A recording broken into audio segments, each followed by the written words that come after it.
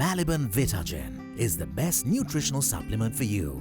Welcome everyone to the Entrepreneur Global. So we are a program that really features global entrepreneurs who are innovative, who make a difference in the world around them, and who are not afraid to break boundaries and barriers. So today we have the very beautiful and multi-talented entrepreneur Nadiya Fernando. Here we go.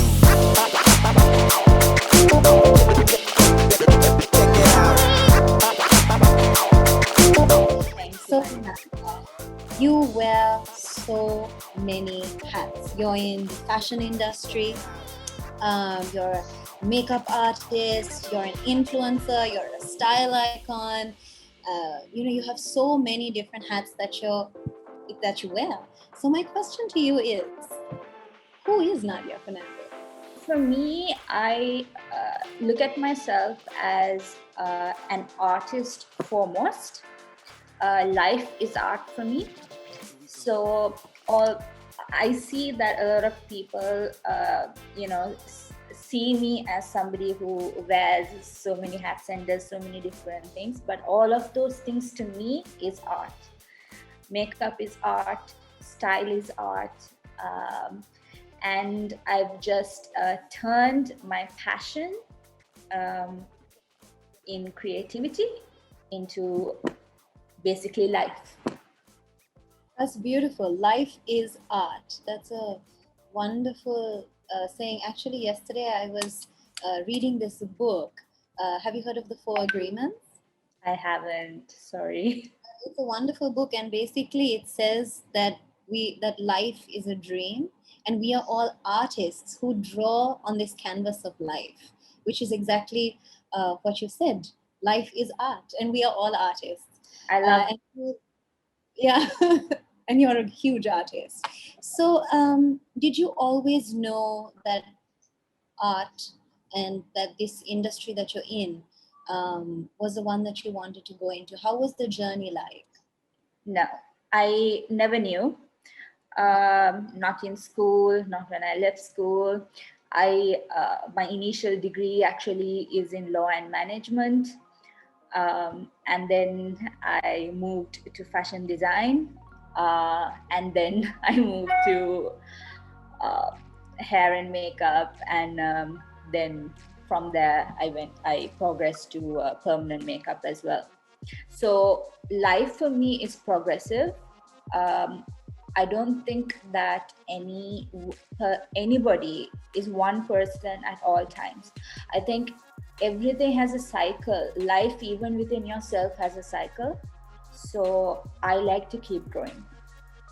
That's beautiful. It reminds me of the saying, that everybody likes to quote when you do multiple things. I'm sure you've gotten it many times, where they say, "A jack of many trades, but master of none." Yes. But the quote actually finishes off saying, "But oftentimes is better than master of one." So for me, I actually don't look at the things that I do as different things, because when I started off with fashion, yes, law is completely out of that. However, even law and management actually helped me. It helped me become the businesswoman that I am, or the entrepreneur that I am. It helps. And fashion, I love style. I got into that. And then I used to hate makeup. I'm a dark-skinned girl. And at that time, when I was younger, there was no makeup for people like me. All foundation was for fair-skinned people, and even eyeshadows and things like that. You remember those days, those aunties used to wear silver eyeshadow on their eyes. Those colors are all made for less pigmented skin tones. So I used to hate it. On my wedding day, I even cried because they put makeup. My body was one color, my face was one color. it took me, I tried to wash half of it off also, and it didn't even come off. You know how they used to do makeup those days. Oh my god, yes. Yeah. So I hated it. I never wore makeup until maybe I was about 25. I was in England. I was doing a course there. I had just come back from the University of London, and then I had gone back because I was. Sorry, this was after you finished your law and management degree. Yes, right? that's correct. That's correct. I went back there for a short course, and then I saw all of this makeup, Bobbi Brown and MAC, and um, they had foundation, and not just foundation, even the eyeshadows and colors that suited my skin tone. And that really got me thinking. And I said, we don't have this in Sri Lanka. When in Sri Lanka we go for a wedding, everybody is caked up to And the one caked up to the point that it's disgusting. So I wanted to change that. FS36 stick. Yes. So I wanted to change that, and that is when I thought, no, I'm going to get into this. I'm going to try this out. So I went back to London, and I did a course in hair and makeup, and came back to Sri Lanka, and I'm now working in that industry, but I've also moved on. I haven't moved on from that. I'm still a hair and makeup artist. I still do weddings, and I still have clients who I do makeup for. But I've also gone into another specialty, which is permanent makeup. Mm-hmm. Permanent makeup is basically it could be for cosmetic reasons, but it's also I work in a hospital. I work with plastic surgeons to do reconstructive cosmetic procedures, when people have various issues. Yeah. So I saw you're affiliated right now. Is it with Nine Wells in Sri Lanka? Yes, that's correct.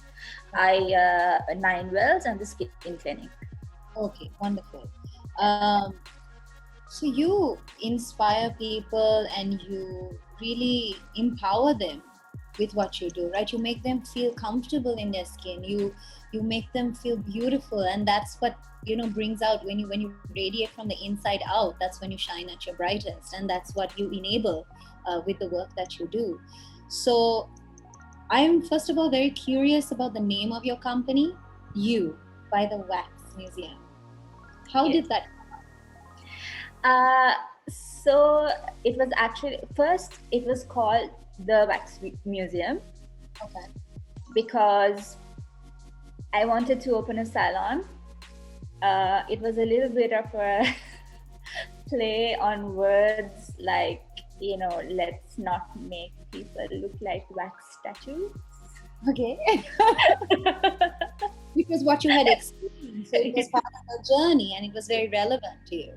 It was, yes. It was just a little cheeky like that, yeah. And now it's changed into You by the Wax Museum, because we have extended our menu. So it's basically all about you. So that's why we rebranded it that way. Very nice. I mean, and it's so personal. It really hits the personality. Absolutely. Because I have an ethos in my salon. We don't tell, when like those days when we used to have these weddings, people come and then they ask you, what should I do? What should I do to make my face look white? Or what should I do to, get ready for your wedding? Yeah. And then a lot of salons and a lot of makeup artists and hairstylists, they want to sell all the products on earth. It's marketing as well. Sometimes you need it, sometimes you don't. But I feel like those things are pushed. So if somebody ever, if I have a consultation with anybody, I will ask them, even if their face is full of pimples, I will first ask them, are you comfortable with it? Do you want to, is this okay for you? Not your auntie or uncle or friend or, I don't know, next door neighbor's grandfather, but is this what you want? If you want to get something done, then yes, I will help you with everything. I will help you as much as I can, but I never push anything on anybody.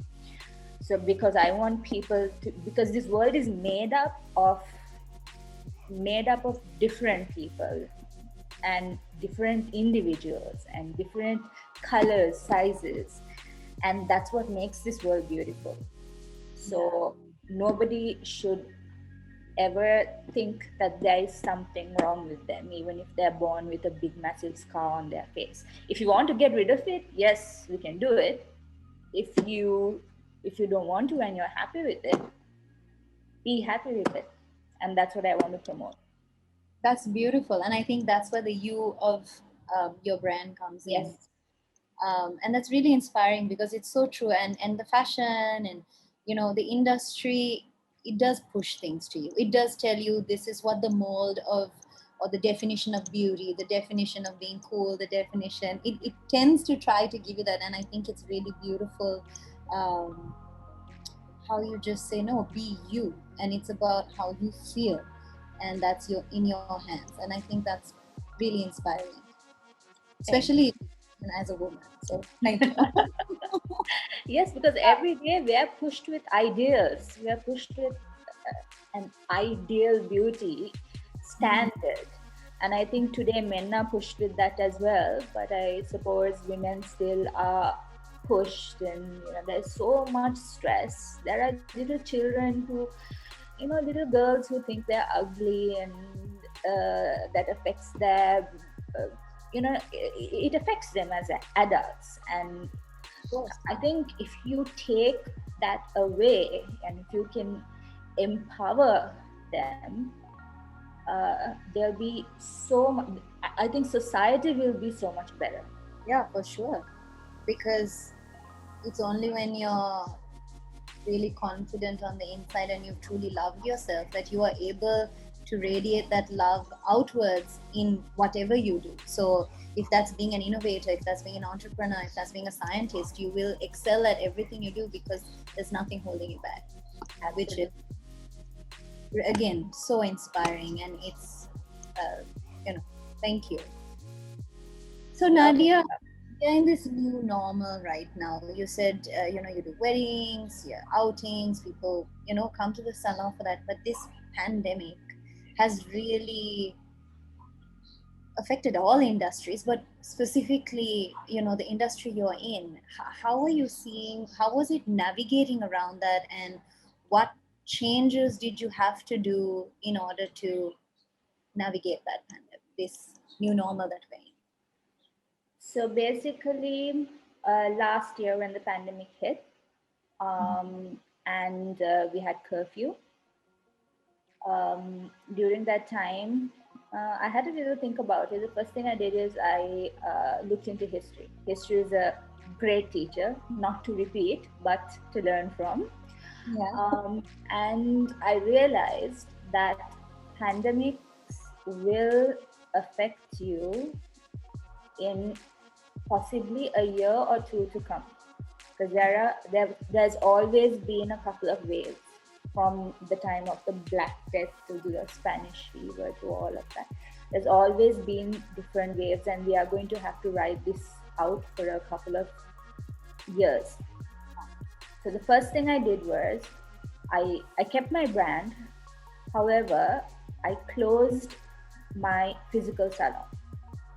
I got my staff jobs in other salons that still wanted to stay open, but I closed my physical salon because the overheads would have killed. I mean, it literally would have killed me, killed my cash flow. Because it's not like I was running a barber salon. We did specialist things. So this is the time where those people wouldn't want to spend money on those specialist things. So because of that, I didn't well went through a financial analysis, got my auditors to help me, and we came up with the solution to close the salon down for the moment. And however, we still do our work through other spaces. For example, for my permanent makeup, I consult at Nine Wales and at the Skin Clinic.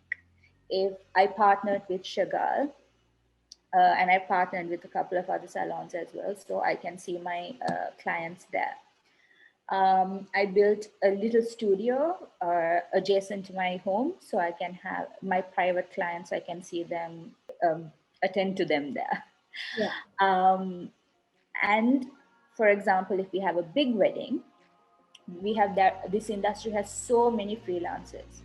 All I do is hire them for that particular event. For example, this year I did Mercedes-Benz Fashion Week that was awarded to me. I hired freelancers and we worked on that, paid them on the spot, and that's it. So it takes all the paperwork away, the overheads away. And if there's a sudden lockdown, if we have to, suddenly, again, right now we have another lockdown, which is like, we don't know when it's going to end. So when things like that happen, I am not too stressed, or the business isn't too stressed. Because at the end of the day, saying everything, we're still running a business. Of course. And I think, see, as an entrepreneur, throughout the journey of, looking after your baby, which is your business, life sometimes forces you to do U-turns and take tough decisions. And you need to have the strength and the courage to do that, which is exactly what you did. And so now, I love how you've navigated it in such a way that you are using the resources that are already there, maintaining your brand, and just waiting it out until the time comes to open your doors again. Because the other thing is, post-pandemic, we are not going to go back. We are going to go forward. Things are going to be new. A good entrepreneur will have to decide how to change that business that they are in to facilitate the future. Because I don't think opening another salon or another physical salon, paying rent, paying overheads, and doing stuff like that is going to now work in the future.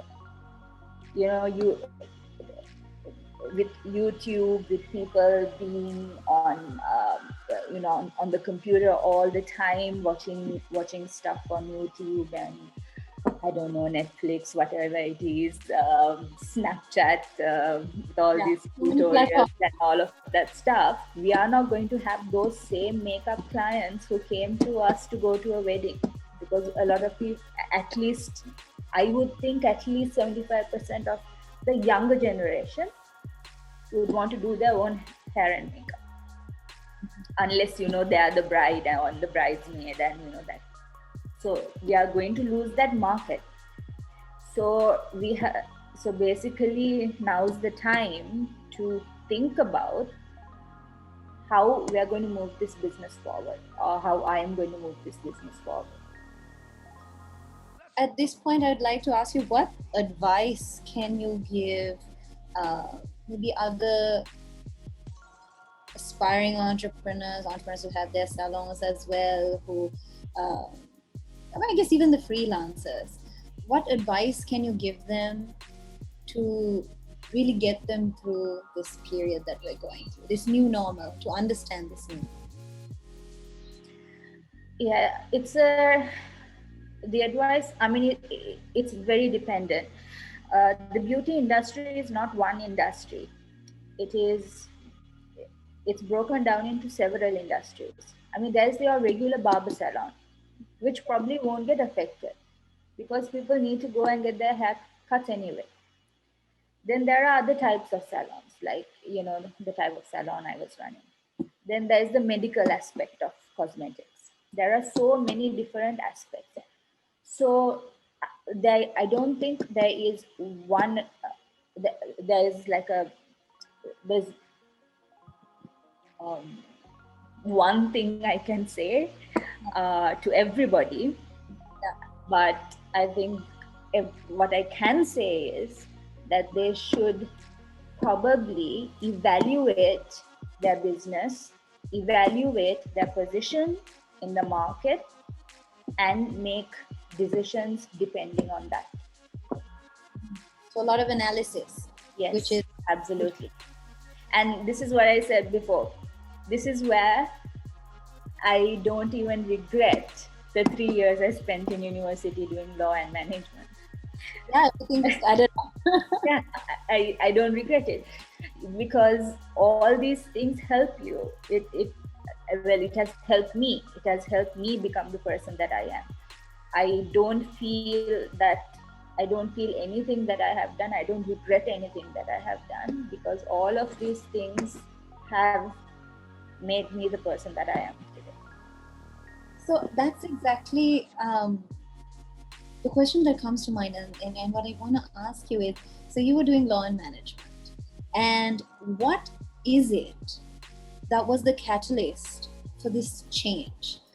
Was it a feeling, or was it what kind of thought process was it? Because I know sometimes there are people out there who are maybe not happy with where they are at, and sometimes they stay within that box that they have constructed for themselves.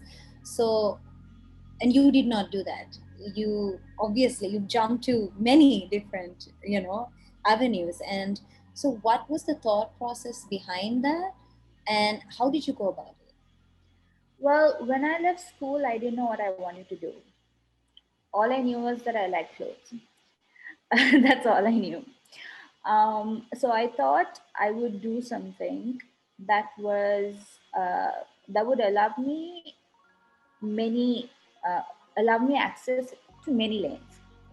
So I chose the course law and management. Law, in the sense, it was actually company law and management. So until I decided what I wanted to do, actually I wasn't even deciding what I wanted to do, but I just thought, okay, it's just such an open-ended thing that I have several lanes that I could take. So that's why I did that. And also I have Sri Lankan parents. So if you don't have doctor, engineer, lawyer attached to your CV, Yeah. it's not. Yeah. Exactly. Yeah. I don't know if you've heard this, but I hear it a lot, and my friends hear it a lot. Yeah. You become an engineer, a doctor, accountant, a lawyer. After that, do whatever you want. I got the same speech. Yeah. So that was also one of the things that I suppose persuaded me to go in that angle. Oh, nice, wonderful, and I very, very, very preemptive, and like don't to find something where the options are many rather than narrowing the lane or the options down. Now, Nadia, you said your son took your laptop, right? Yes, he ran away with it. How old is he? He's 13. He's 13. Wow, a teenager. Just when Yes. everything, all the emotions, the hormones are changing. It's Yes, I love it. Not. Oh, okay. I wasn't sure how to respond to that, because I have 3 brothers, so I've seen them go through that as well, like all younger brothers. Right. Interesting phase when they go through that. All the comebacks and navigating through his teenage hormones now for me is going to be the next step. I wish I could have kept him as a baby, but well, I'm proud of the young man he's growing into become. Oh, that's lovely. So, Nadia, as a woman who's an entrepreneur, um, we are within the South Asian context. Um, Women, yes, we have come very far. We, breaking the glass ceiling, but there's still this expectation that the home is run by the woman, especially in this part of the world. Um, so, my question to you is: you're in an industry where there are late nights, where it's long hours, especially when you go to a shoot. Sometimes the shoot's 16 hours, sometimes it's 24 hours, sometimes the shoot's out of town or in another country and you're gone for weeks. How did you balance all of this? What was the structure with which you worked in order to just work through it all and just hold all those balls? Like, they say life is all about balancing all these different balls and just keeping all of them in the air and not dropping them. So how did you do that? I'm lucky enough to have a husband who's very supportive. Talking about going abroad and stuff, I'll actually be in the US for a couple of months in August, because I'm doing I've been hired to do makeup, for a film. So I'll be gone for a couple of months. Congratulations. Thank you. So that means my husband has to take up a lot of duties.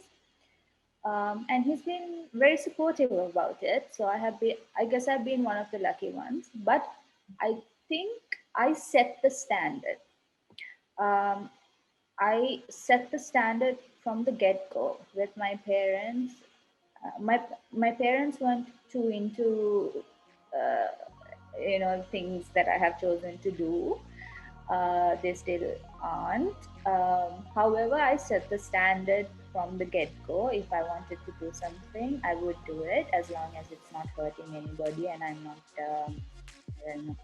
going around causing havoc. Then I'm not doing anything wrong. So yeah. I set that standard from the beginning. So now it's established, so those conversations don't come up. Right. So you're saying set healthy precedents. Yes, absolutely. Because women have, I read this somewhere, women are not very good negotiators, apparently. Yeah, it was in this book that I was reading, where women get paid less than men, even if they're doing the same jobs. Promotions, they don't get the same type of promotions. And one of the reasons for that is being that women are not very good negotiators, or they back down when they're apparently taught to back down from the time we are children. Like our brothers were probably brought up differently than the girls. So that is instilled in us.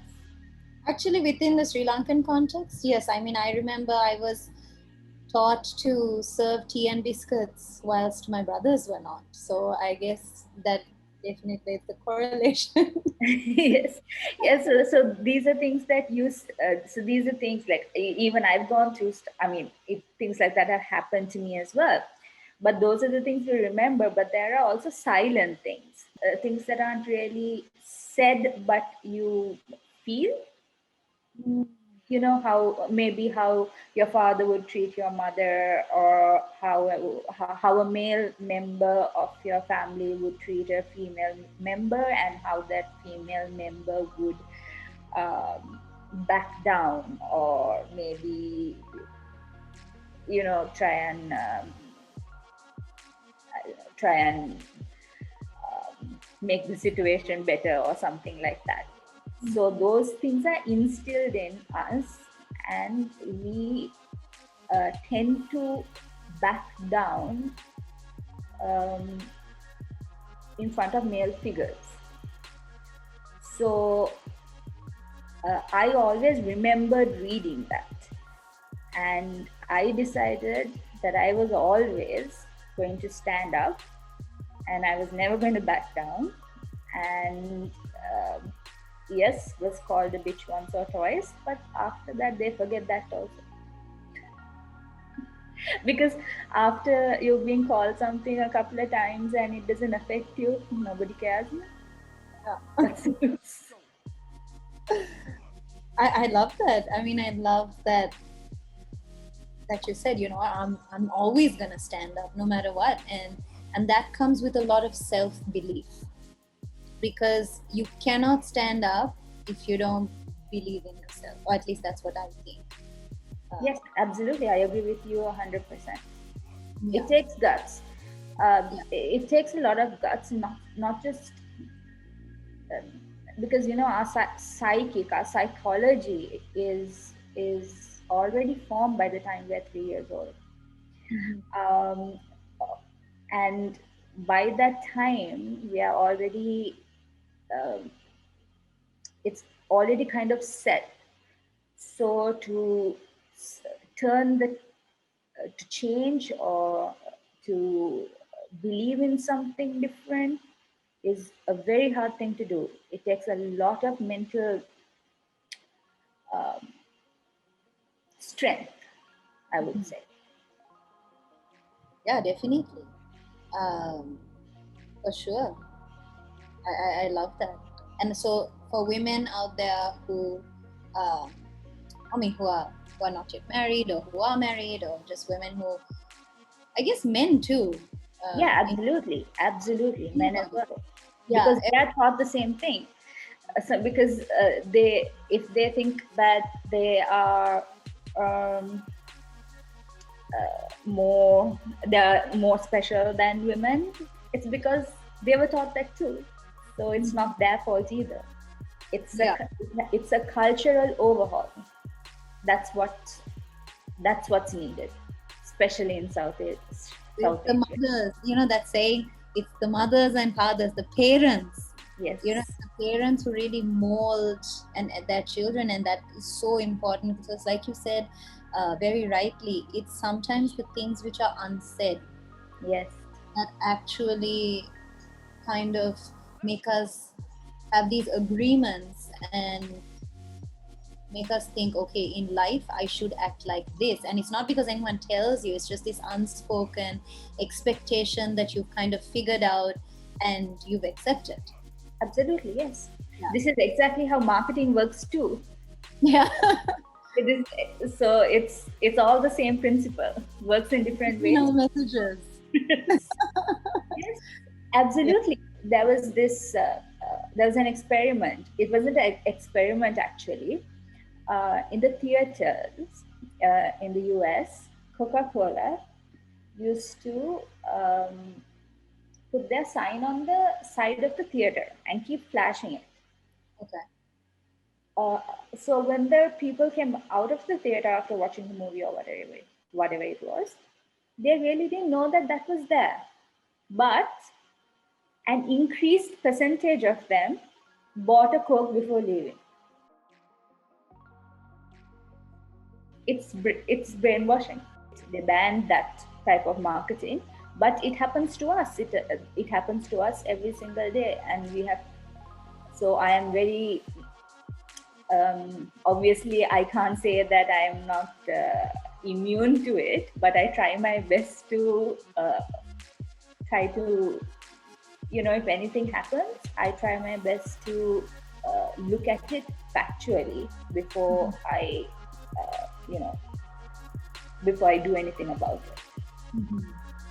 So that's amazing advice. One, make sure to analyze what's going on before you make your decisions. Be aware of these.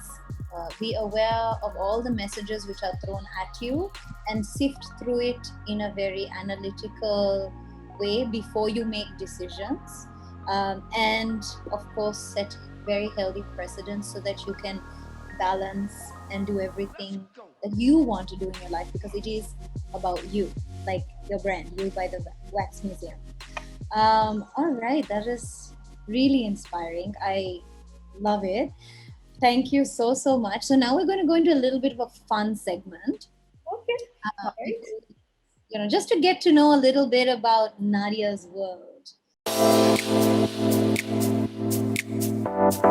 What's your favorite pastime? My favorite pastime is going on YouTube and watching documentaries on murder. Oh my God. That is, okay, first of all, that is not what I expected. But I'm sorry, but I'm so intrigued. I'm intrigued by serial killers. I'm intrigued by. Right now, I'm watching this series, Deadly Women. It's about women, female murderers, and why they kill. I'm, that's really interesting. Is it you want to understand the psychology behind it, or? Yes, because I want to understand. I think I just because for me, I always analyze everything. My husband always complains to me that when he asks me a question, I am not listening. But that's not what I'm doing. It's because I grew up in a very different environment. It wasn't very backward or anything like that, but there was a backward element to it. So although I went to an international school, and although I did that, I was said, yes, you can get educated, you have to do all that just in case your husband dies, and then you do kind of survive. So there was that element which was very backward. So I made a decision sometime in my teenage years where I was always going to think for myself. So if somebody says something to me, I always think first. So they think that I'm not listening, but that's not what I'm doing. I am analyzing it before I answer. So I think this, people like serial killers and murderers, and it happens obviously, but how hard is it to even to hurt somebody, just to take a blade and cut somebody? How terrifying is that? Yeah. How bad would you feel about it? And then there are these people who do that for fun, and who do that for their own gain, and it now that it amuses me, I just want to understand it. Like yes. Okay, I have found the key word in Nadiya Fernando's life: analyze, analyze, analyze.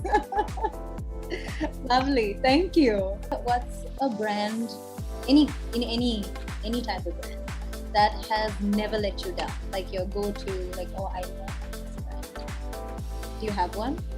No, I'm sorry. I can't name, but Charini has always been there for me. If I needed something in 24 hours, all I have to do is, Charini, please, I need something tomorrow. And never ever. She's so kind, and she's so professional, and she just has always done a really good job for me. So she has never let me down. What is your favorite daily routine? My daily routine. Favorite part? Your favorite part? The 15 to 20 minutes right before I go to sleep. Okay. I just put my music on, I listen to my music, and then it kind of calms me down. I think about my day, and that time between sleep and between being awake and going to sleep, that's my favorite part of the day. Lovely. So what kind of music do you like? Do you have wind down music? Do you have specific wind down music? It's wind down. Yes, don't ask me artists and all of that. I'm a little dumb that way. If there's a nice song, I listen to it. You know what I do? I go to YouTube, and if I hear a song somewhere, I go to YouTube, and then I find it, and then they give you a playlist. No, they create a playlist. I listen to the entire playlist and fall asleep. Nice. Well, I mean, I think we all do that. Those ready-made playlists, they really save you. What is one thing that you dislike? You know, and mostly to myself. Although I'm out there, people think I'm an outgoing person and all of that stuff, but I'm not. I have that aspect to me, but I'm mostly, in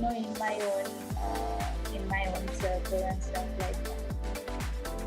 Then there are, when you go out and stuff, people come and then they give you the false hugs and kisses one day, and then the next day they walk right past you, and then you're like, wait, what happened? Did yesterday happen, or am I dreaming? That kind of thing. I dislike that, and when that happens, that puts an end to. That puts an end to my respect of, I'm very sensitive to it. Yeah, I mean, naturally, right? Nobody wants to feel like that. And especially you're someone who empowers people to, to be real, to be themselves, to speak their truth, fearlessly. And so obviously if someone changes from day to day, there's an element of maybe fakeness there, which is something that obviously doesn't resonate with you. Yes, that's the word, fakeness. I can't stand. Yeah. Well, okay. Do you have any tried and tested health hacks or, Health hacks? Yes. Yeah. Drink water. How many liters do you suggest? I'm not a doctor. I don't know how much a person ought to drink, but I have a big bottle, not here. It has 1.5 liters of water in it. I drink at least about 3 of those bottles a day. So we have these 19 hydration. Yes. So we have these 19-liter bottles that come from Watermart's home, because I get the mineral water, because no one can keep up with how much water I drink. No one can boil and strain and keep that much water. So I get them to deliver it. I drink a lot of water, but that has always helped me. It keeps my skin clear, and I feel fresh. Yeah. And I mean, also, I love greens. You love what, sorry? Greens. Like the kangkungs and the mukunanda. Oh, greens. Yes. Right. I love those. Mostly my lunch is a bowl of greens with a little bit of whatever else. I've got so used to eating that way that, I think it's a good thing. I'm not sure though. For sure. I mean, I totally believe that. And your hair's luscious, you have great skin, so obviously the water and the greens. I confess I'm not the best at drinking water, but I've tried. I'm trying. I have put myself a goal of 3 liters a day, and I try to do that. So what is an instant pick-me-up that works for you, Nadiya? So if you're having an off day, and we all have off days, some of these days you don't feel like getting out of bed, or you don't want to do everything on your to-do list, what's an instant pick-me-up that works for you? Cancel all my appointments and go to sleep. Okay, that works. It works. So basically, I can't do it every day. I can't just cancel a wedding and stay at home and go to sleep. But if it's something really, really important and I can't get it off of my mind, I go through my day, I do what I need to do, and then I take a couple of days off for myself. And Self-love and self-care. yeah, absolutely, very important. For me, self-care is to be by myself, to just sleep, just kind of hang around. I don't want to see people. I don't want to go get my nails done or my hair done or anything like that. I don't want to chit chat. That's the other thing. My husband always he has this thing. He tells me I have two phones. The reason I have two phones is one is my work phone, and the other one is my personal phone. I thought if I got myself a personal phone, I'd answer it more, but I don't. Okay. So I tell everybody, look, if it's important, leave a message. I will call you back when I'm ready. That's really good. I mean, and it's important to prioritize you, especially, I mean, now I think with this new normal that we're living through, people are understanding that we were very much running this rat race, and it doesn't give you longevity. So I think that's great advice. Self-care, and if you're feeling under and overwhelmed, if you can afford to, just take your time off and love yourself the way you need to be loved. So Yeah. keeps you healthy, and that's great advice. What is the one thing you cannot live without? It doesn't need to be a possession. One thing I can't live without: my husband and my son. Oh, it's okay. We let it slide, even though it's technically two. I'm supposed to say my husband and my son, but it's actually my son and my husband.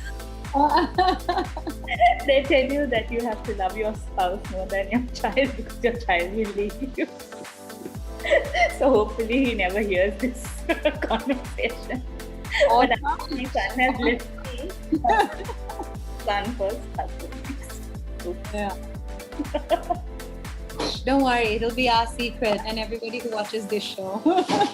So, final question in Nadiya's world: what is a social media Insta profile that you love to follow, that you think is really follow worthy, I guess you could say? I do follow a lot of makeup artists, hairdressers. I don't follow celebrities too much. I mean, not that I don't. I mean, they are on my list for sure, but I don't give too much attention to their lives or what they say, because it's like, I see the Kardashians and all of these people giving birth, and next day they're back to size zeros, or well, at least their stomachs are back to size zeros. And then they're looking after all of these kids without nannies and doing all of this work, and they even tell you that happens, but it's not true. So I don't pay too much attention to what they have to say. So what I mostly follow on Instagram is things I can learn from. So that would be other hairdressers, their work, other makeup artists, their work. There are people like Arita who bring social issues into light. I like looking at that as well. So those are the things that I do. And a lot of people call me an influencer, but I don't call myself that. I have never ever anywhere called myself an influencer. Yeah. What happened was I wanted a cheap way to advertise the wax museum. Yeah. Because when you start out, you have very little money to advertise your work and to advertise yourself, my own personal branding. Yeah. And that was a very cheap way to do it. So that somehow kind of became into something else, and people call me an influencer, but I've never ever called myself that. Yeah. I mean, sometimes life just happens, and of course you have, from our conversation today, like, it was so nice. Like, you know, the way you view the world is very inspiring, and what you aim to do, and what the by the Wax Museum stands for is actually something so empowering to people in Colombo, you know, in Sri Lanka, whoever comes to your salon, because you know, you're inspiring them to be themselves and speak their truth. And so, I mean, that's what it takes to be an influencer, right? Somebody who vocalizes and who stands for something. And so I guess everyone sees that in you, and I see that in you, and it's really inspiring. Last question, and this is a selfish question.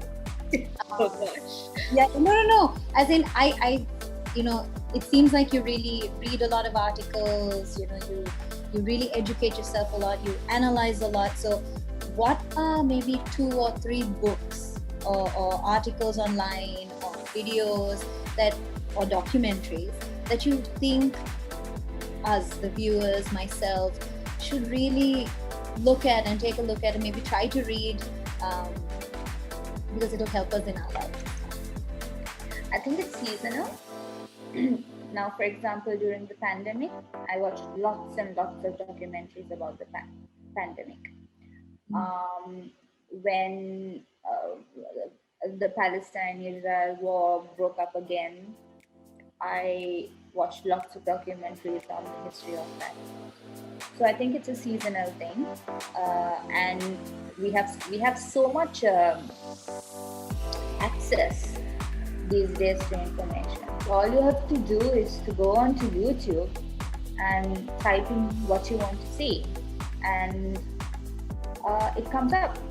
Yeah. At one stage, I was crazy over King Henry VIII, and I watched.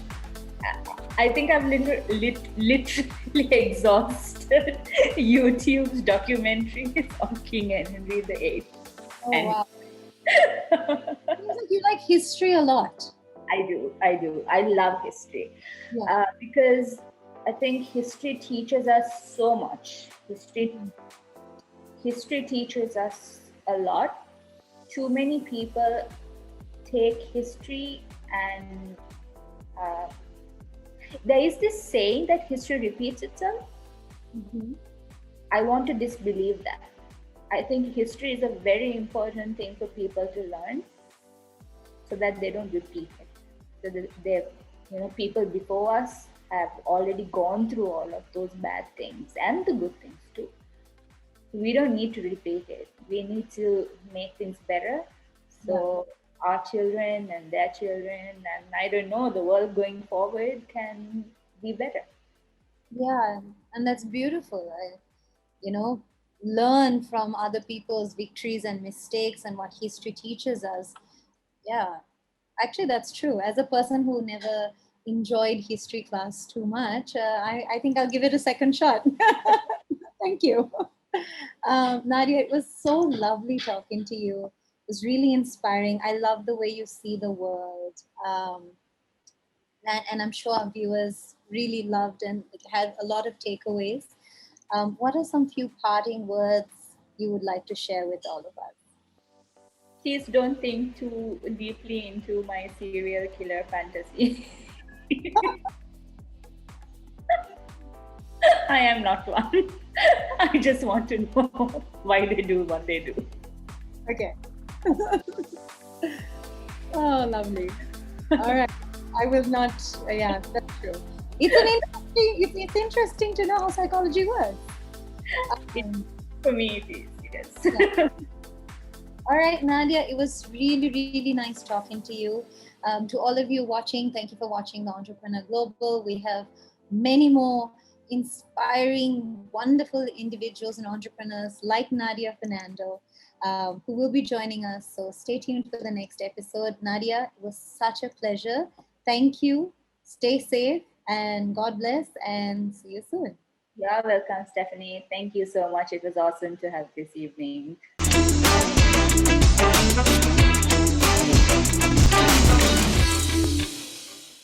Maliban Vitagen is the best nutritional supplement for you.